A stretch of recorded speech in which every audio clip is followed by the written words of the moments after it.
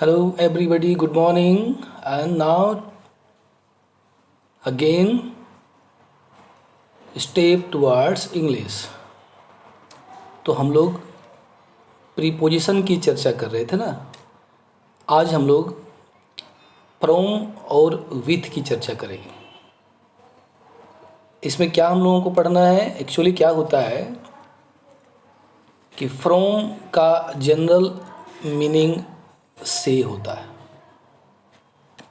और विथ का भी जनरल मीनिंग से होता है। इसके अलावे के साथ हो सकता है। जहाँ पर के साथ है वहाँ तो कोई कन्फ्यूजन की बात नहीं, किंतु जब से और से की बात आती है तो कहाँ पर फ्रॉम लगाना है, कहाँ पर विथ लगाना है, इसकी बहुत कन्फ्यूजन हो जाती है ना। तो हम लोग आज उसी की चर्चा करते हैं और आगे बढ़ें इसके पहले अगर आपने चैनल सब्सक्राइब नहीं किया है तो सब्सक्राइब जरूर कर लेंगे और आगे बढ़ते चलेंगे।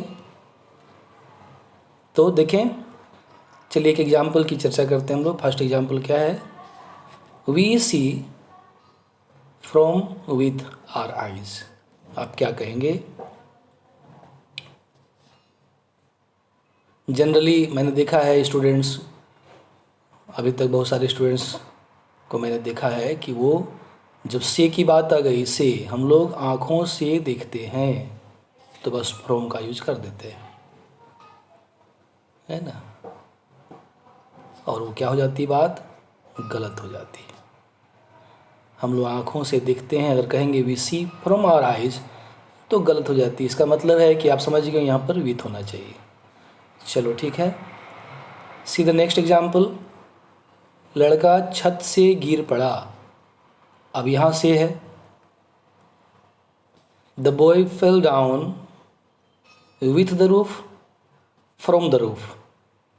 अगर आप बहुत क्लियर नहीं है कि से के लिए फ्रॉम ही होना चाहिए, फिर भी अगर आप यहाँ फ्रॉम लगाते हैं तो सही हो जाती है बात, और विथ लगाएंगे तो गलत हो जाएगी बात। जैसे यहाँ पर फ्रॉम लगाने से बात गलत हो गई, विथ लगाने से बात सही हो गई। यहाँ पर फ्रॉम लगाया और सही भी हो गई बात। चलो ठीक है, see the next example. Ramesh cycle से स्कूल जाता है। अब यहाँ से है, अब आप क्या करोगे, विथ लगाओगे कि फ्रॉम लगाओगे? जनरली जो से के लिए फ्रॉम कहते हैं वो क्या करेंगे, फ्रॉम लगा देंगे। Ramesh goes to school from bicycle.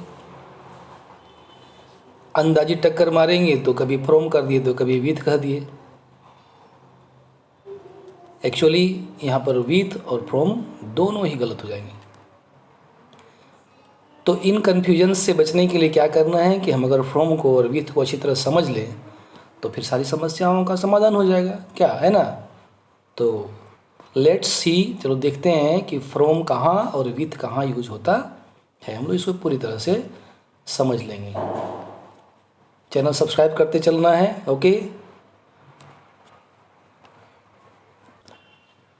Okay then let's see. चलो देखते हैं फ्रॉम। पहले फ्रॉम को समझते अच्छी तरह से।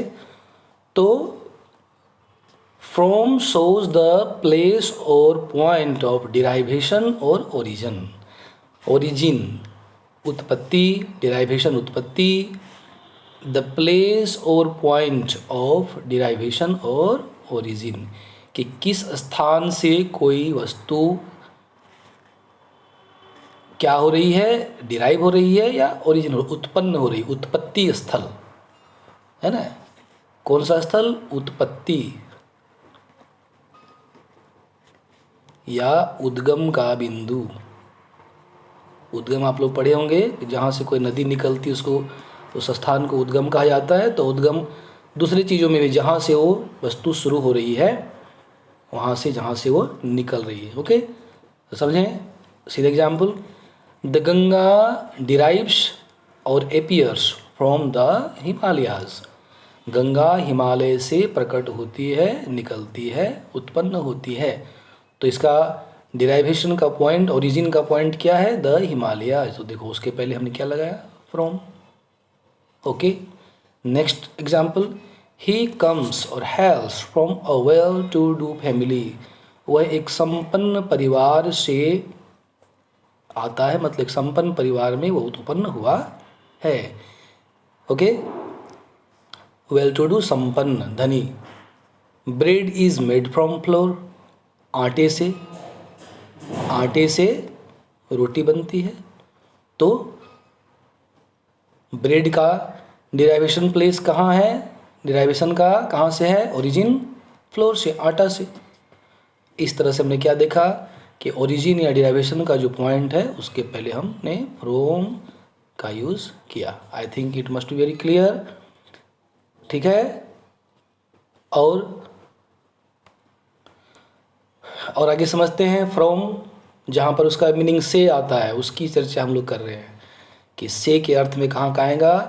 From also shows the beginning point, the beginning point मतलब शुरू होने का बिंदु ऑफ टाइम और प्लेस, कि किस स्थान के किस बिंदु से, समय के किस बिंदु से कोई एक्शन, कार्य, कोई काम शुरू हो रहा है, वह दिखाने के लिए भी हम क्या यूज़ करेंगे, फ्रॉम का यूज़ करेंगे। Okay, how, see the example. It will continue from Monday, कि यह सोमवार से कंटिन्यू होगा, जारी हो जाएगा, चलता रहेगा। सोमवार से चलता रहेगा आगे, यानी सोमवार एक पॉइंट है, वहाँ से वो आगे चलेगा। लेकिन ध्यान रखना है कि यदि हमको कहना है कि सोमवार को शुरू होगा, सोमवार को, तो कहेंगे on Monday. It will start on Monday, सोमवार को शुरू होगा। ठीक है, okay, there should not be any confusion. Next example you see, the Dandi March started from Sabarmati in Gujarat. Gujarat में है साबरमती, साबरमती पॉइंट हो गया स्थान का, वहाँ से ये काम शुरू हुआ। कौन सा काम, गांधी जी ने दांडी मार्च शुरू किया था, तो from Sabarmati. Okay, next, are examinations are going to start from 4 January. 4 जनवरी से हमारी परीक्षाएं शुरू होने जा रही हैं। तो क्या है, this is a point of time from where the action is going to begin, शुरू होने जा रहा है। Okay, from she travelled alone from Ranchi to Delhi by train. Ranchi से, है ना, यहाँ से काम शुरू हो रहा है, पॉइंट ऑफ प्लेस। ओके, कि यहाँ से काम ट्रेवलिंग का शुरू हुआ। Okay, the boy is coming from his house, लड़का अपने घर से आ रहा है, तो घर से ये काम शुरू कर रहा है, चल दिया वहाँ से। तो दिस वे हम क्या देखेंगे, फ्रॉम का से के लिए जब मीनिंग लेना है तो इस तरह से हमको इस्तेमाल करना है। अभी हम और भी समझते हैं। फ्रॉम का मीनिंग जब से के लिए लेना है तब चल रहे हैं आगे। From shows separation of a thing from the other. From क्या दिखाता है, सेपरेशन। सेपरेशन का मतलब अलग होना, अलग होना दिखाएगा। अगर आप हिंदी के स्टूडेंट रहे हैं तो आप अपादान कारक जानते होंगे।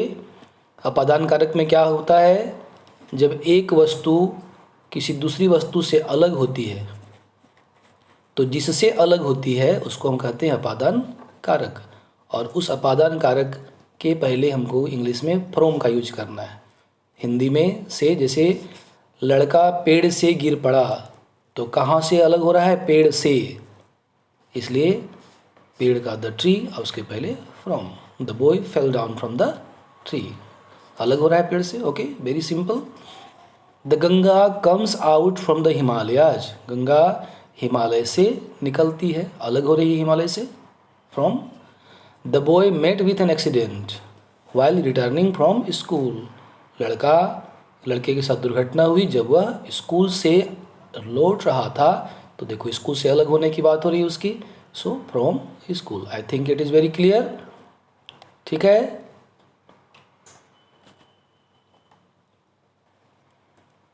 देखें से के अर्थ में फ्रॉम का और क्या यूज सकता है।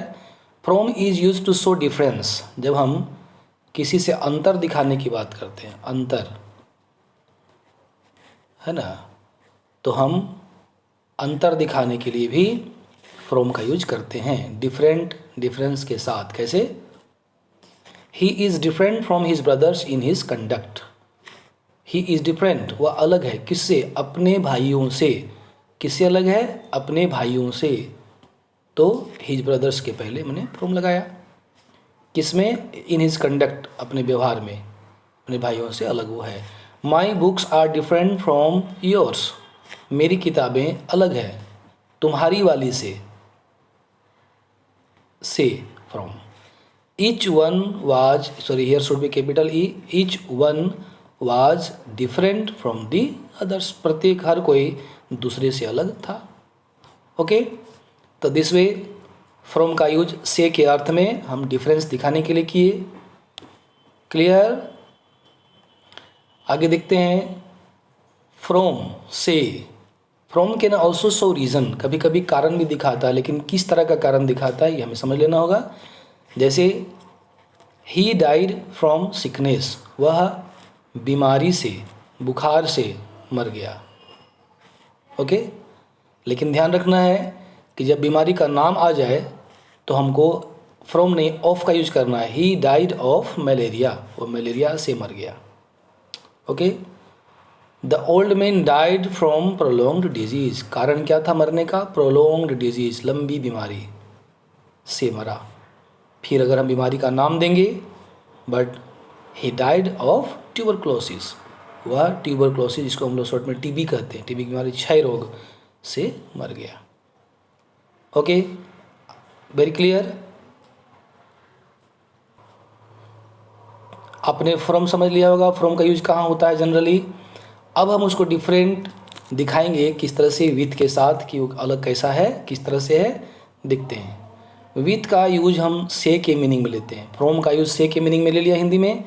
जब हम से के लिए विथ का यूज करना चाहेंगे तो किस तरह से होता है? विथ शोज इक्विपमेंट और इंस्ट्रूमेंट, जिसको हम लोग औजार कहेंगे, औजार कह दें, उपकरण कह दें, ये क्या होते हैं? These are the things which help us in accomplishment of an action, कोई काम करने में जिस औजार की मदद मिलती है, जिस उपकरण की सहायता से कोई काम हम कर सकते हैं, उसके लिए जब से का यूज करना पड़ता है तो हम विथ का यूज करेंगे इंग्लिश में।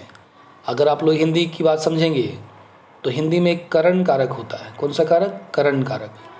करण कारक क्या होता है?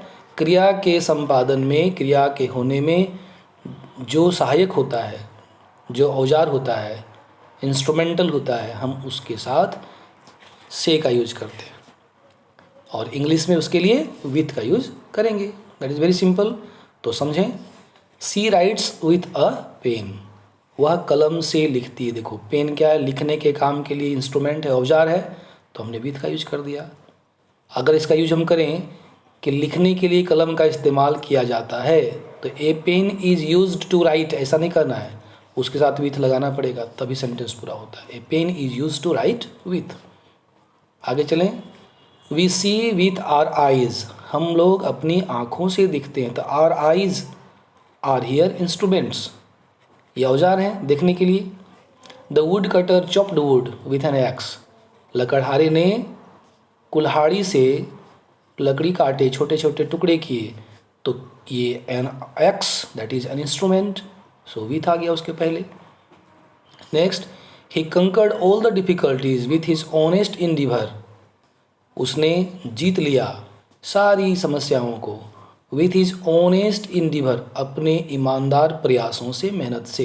तो देखो ये उसकी ईमानदार कोशिश, ऑनेस्ट इंडिवर उसकी, ये इंस्ट्रूमेंट का काम कर रहा है समस्याओं को, कठिनाइयों को जीतने में। सो उसके पहले फिर विथ का यूज करेंगे। समझना है, कुछ चीज़ दिखते हैं, कुछ चीज़ नहीं दिखते हैं, है ना, कुछ मटेरियल है तो कुछ एब्स्ट्रैक्ट हैं, लेकिन है तो औजार, इसलिए हमको वहाँ भी विथ का यूज करना है। Okay, clear? और आगे देखते हैं, जब से के लिए विथ का यूज करना पड़े तो किस तरह से आएगा? विथ ऑल्सो शोज एग्रीमेंट और डिसएग्रीमेंट, है ना। एग्रीमेंट का मतलब हो गया सहमति,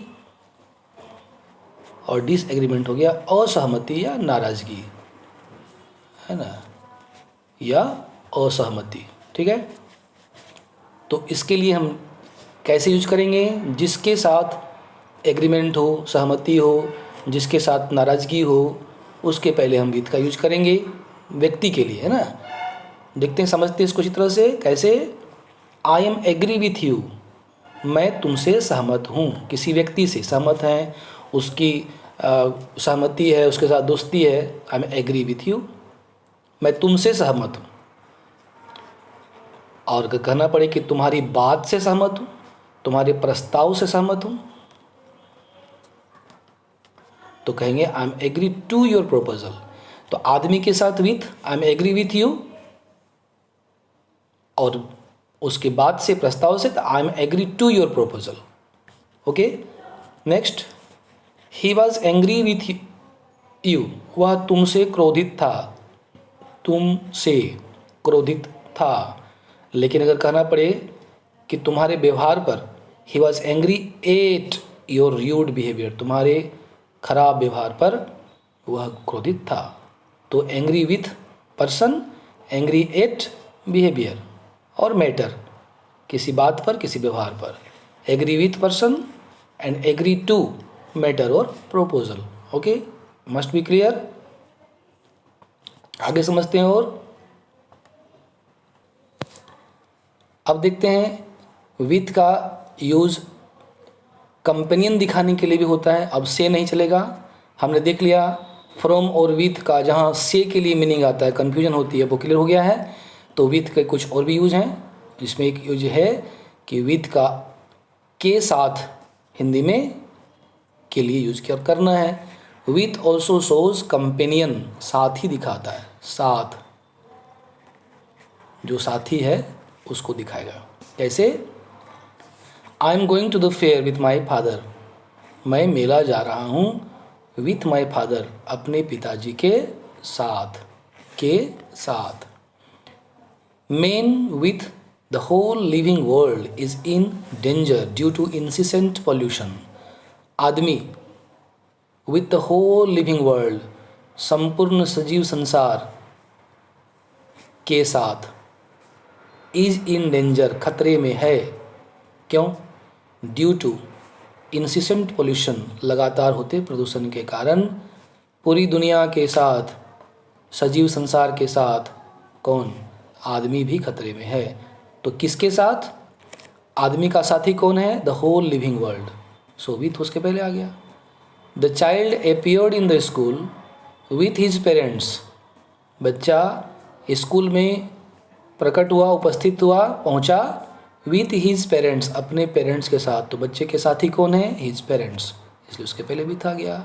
सो I think it is very clear to you all, सबको क्लियर हो चुकी होगी बात।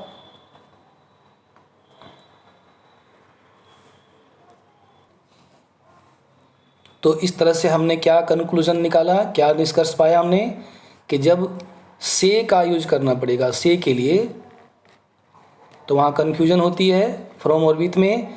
तो इसमें सेपरेशन दिखाना है मूल रूप से, और इसमें क्या दिखाना है? इंस्ट्रूमेंट दिखाना है। ठीक है, तो वहाँ कन्फ्यूजन नहीं होगी। बाकी इसके सारे के अलग अलग यूज हैं। यहाँ पर हमने क्या देखा? Ramesh goes to school with from bicycle, दोनों ही गलत है। इसमें एक्चुअली होना चाहिए बाय बाईसाइकिल। तो हम इन चीज़ों को आगे के क्लासेस में पढ़ेंगे। अगर आपको इन सारी चीज़ों को जानना है, मेरे साथ बने रहिए and subscribe the channel. Okay, see you in the next class, bye.